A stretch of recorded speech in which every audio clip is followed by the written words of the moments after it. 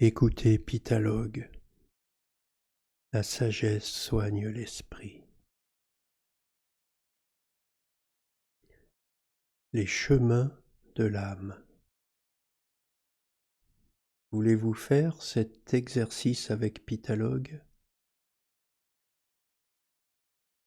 C'est le moment du saut de votre conscience. Asseyez-vous bien droit, avec les pieds sur le sol. Relaxez-vous. Vos yeux sont ouverts.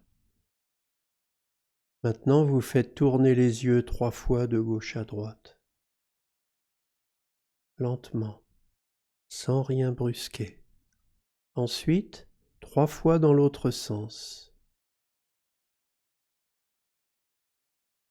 Maintenant, vous regardez en haut à gauche, puis vos yeux descendent en bas à droite. Vous faites cette ligne 3 fois. Tranquille. Allez-y. Continuez. Et maintenant dans l'autre sens. En haut à droite et vous descendez en bas à gauche. 3 fois encore.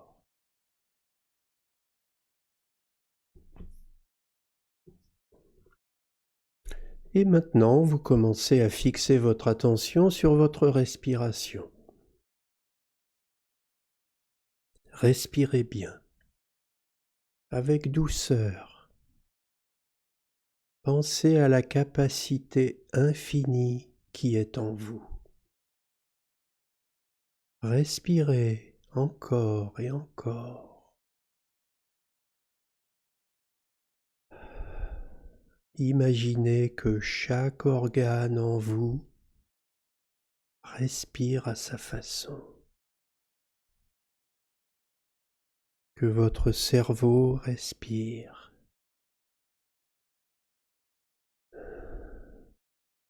Que votre cœur respire.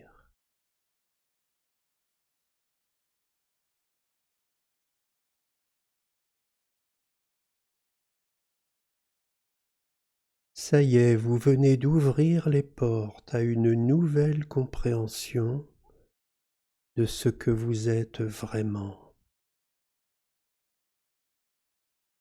En résumé, êtes-vous un corps qui pense ou êtes-vous un esprit qui se manifeste dans la matière corporelle? Êtes-vous un corps qui pense ou êtes-vous un esprit qui se manifeste dans le corps?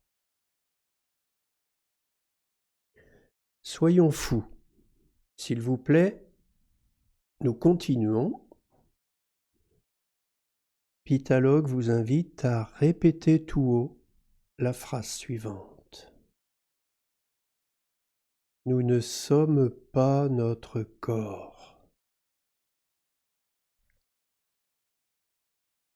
Laissez pénétrer en vous la résonance de ces mots comme de l'eau qui pénètre lentement dans la terre. Et nous le répétons encore ensemble en conscience 3 fois. Nous ne sommes pas notre corps. Nous ne sommes pas notre corps. Nous ne sommes pas notre corps. Écoutez bien maintenant ce qui va suivre, parce que c'est le contraire de ce que pensent les gens ordinairement. Ce n'est pas le corps qui génère des pensées, mais l'inverse. C'est la pensée incréée qui se manifeste sous une forme corporelle. Répétons. Ce n'est pas le corps qui génère des pensées, mais l'inverse.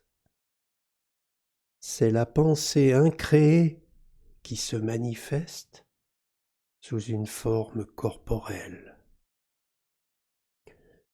La conscience et les pensées créent la réalité physique, les corps physiques. La pensée est donc une fonction divine de création que nous utilisons pour descendre dans la matière. Maintenant, si la pensée peut produire un corps humain, pourquoi pas 2 ou plus? Lalaji, un grand maître indien, écrivait « Dieu s'est caché et vous a exposé. Cachez-vous et exposez Dieu. » En d'autres termes, la vie se passe, votre corps s'expose, ô combien, et vous croyez vous exposer. Pendant ce temps, vous cachez votre âme, vos sentiments profonds, vos pensées les plus intuitives.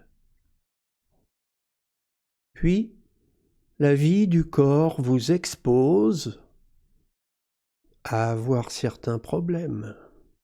Du coup, la pyramide s'effondre et votre vie part en vrille. Dépression par manque d'énergie,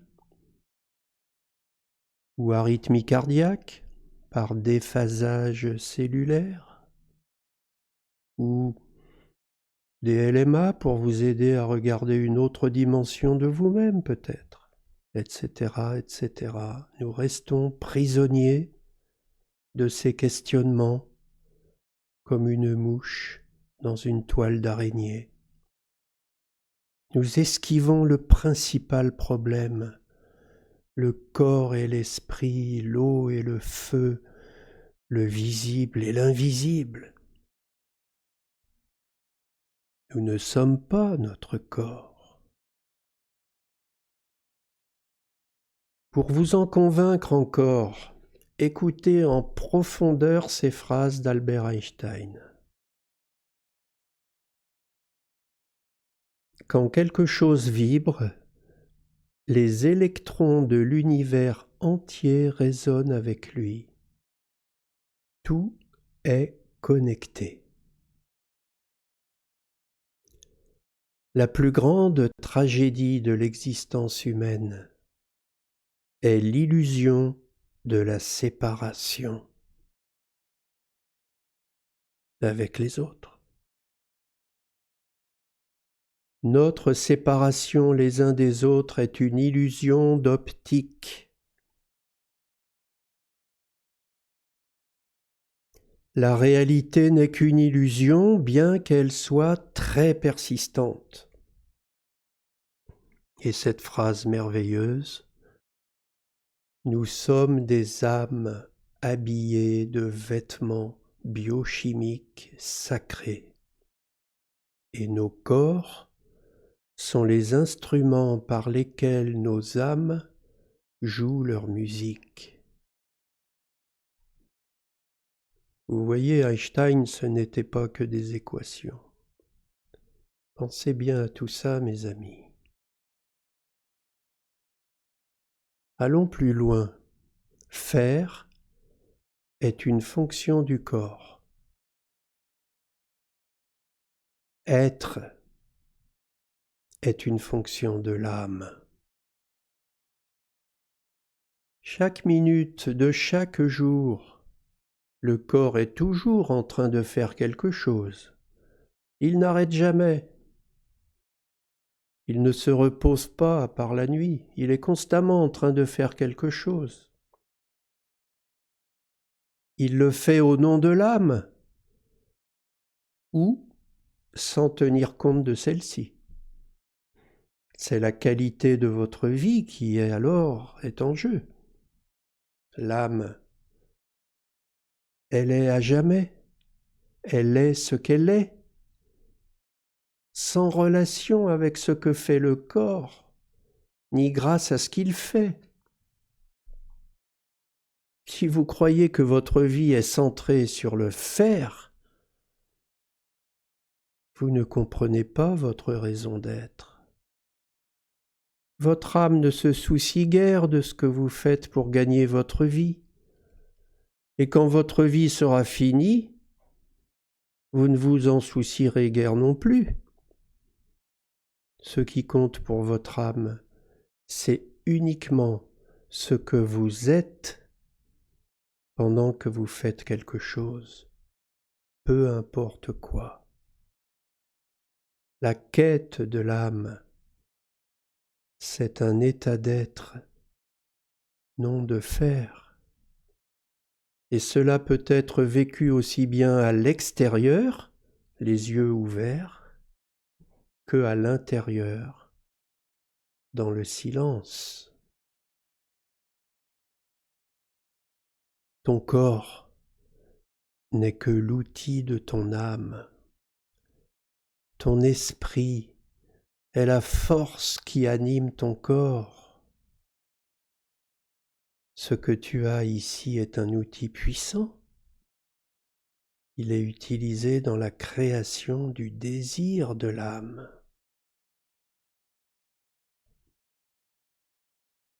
L'âme n'a aucun besoin,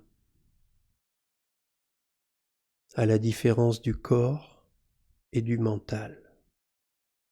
L'âme laisse toujours le corps et le mental agir à leur façon. L'âme fait connaître son désir et ne l'impose pas. La fonction du mental est de choisir parmi les nombreuses possibilités offertes.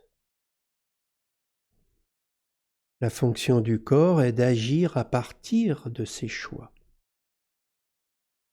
Lorsque corps, mental et âme arrivent à créer ensemble dans l'harmonie, dans l'unité, qu'est-ce qui apparaît? La divinité. C'est cela l'expérience de l'âme. C'est cela les chemins de l'âme.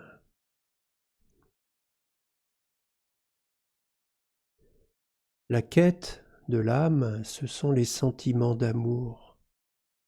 C'est son seul désir, son but. L'âme cherche à faire l'expérience de sentiments. L'âme veut ressentir, elle veut se connaître par sa propre expérience. Et le sentiment le plus élevé, c'est l'expérience de l'unité avec toute chose. C'est le sentiment d'amour parfait. Nous comprenons alors la puissance et la simplicité des chemins de l'âme. Nous comprenons son dessein. Le but de l'âme humaine est de tout ressentir, d'être en totalité elle-même. L'amour parfait est au sentiment ce que le blanc parfait est à la couleur. Certains ont l'impression que le blanc est l'absence de couleur. Point donc. C'est le mélange. C'est la combinaison de toutes les couleurs de l'arc-en-ciel. De la même façon, l'amour n'est pas l'absence d'émotion. Ce serait sec. Les émotions, c'est aussi la haine, la colère, le désir, la jalousie, la convoitise. L'amour, ce n'est pas l'absence d'émotion, c'est le concentré de tous les sentiments, qu'on les estime bien ou mauvais, c'est le tout. Donc, si vous voulez faire l'expérience de l'amour parfait, votre âme doit ressentir chaque sentiment. dans le bien ou dans le mal, et c'est ce que vous faites toute votre vie. Êtes-vous d'accord? Est-ce que c'est pas ça que vous faites jour après jour, tout au long de votre vie? Vous passez votre temps à explorer les chemins de l'âme.